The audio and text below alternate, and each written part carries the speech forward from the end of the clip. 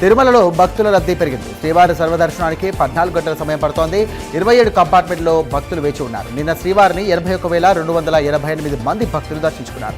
ఇక హుండీ ఆదాయం వచ్చేసి 3,43,00,000 రూపాయలుగా వచ్చింది.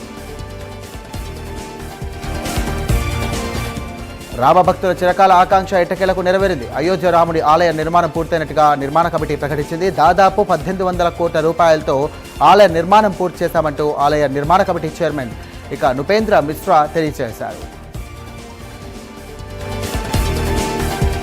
నేడు మంచిర్యాలలో మాజీ మంత్రి కేటీఆర్ పర్యటించనున్నారు. పర్యటనలో భాగంగా మెడికల్ కాలేజ్ నిర్మాణ పనులు పరిశీలించనున్నారు. అనంతరం కేతనపల్లి మున్సిపాలిటీ పాలకవర్గం అభినందన సభలో కేటీఆర్ పాల్గొనున్నారు. తెలంగాణలో భానుడు తన ప్రతాపాన్ని చూపించేస్తున్నాడు. రానున్న 10 రోజుల పాటు ఎండల తీవ్రత మరింత ఎక్కువగా ఉంటుందని హైదరాబాద్ వాతావరణ కేంద్రం హెచ్చరించింది. ఏప్రిల్ 22వ తేదీ వరకు కూడా పలు జిల్లాల్లో రికార్డు స్థాయిలో ఉష్ణోగ్రతలు నమోదయ్యే ఛాన్స్ ఉన్నట్టుగా స్పష్టం చేసింది.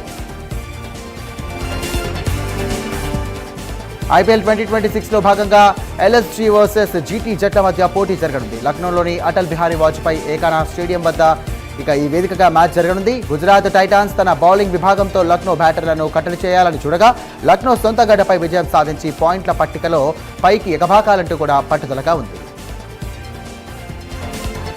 ఐపీఎల్ 2026 సీజన్లో చెన్నై సూపర్ కింగ్స్ ఎట్టకేలకు బోని కొట్టింది. శనివారం చేపాక్ వేదికగా ఢిల్లీ క్యాపిటల్స్తో జరిగినటువంటి మ్యాచ్లో 23 పరుగుల తేడాతో సిఎస్కే విజయం సాధించింది. 213 పరుగుల భారీ లక్ష్యంతో బరిలోకి దిగినటువంటి ఢిల్లీ క్యాపిటల్స్ నిర్ణీత 20 ఓవర్లలో 189 పరుగులకు ఆల్అవుట్ అయింది.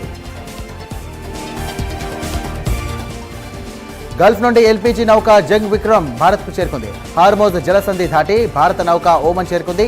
20,000 టన్నుల ఎల్పీజీని ఈ భారీ నౌక కూడా భారత్కు తీసుకురానుంది. కాగా మార్చి మొదటి వారం నుండి హార్మోజ్ను వీడినటువంటి 9వ భారతీయ ట్యాంకర్ ఇది.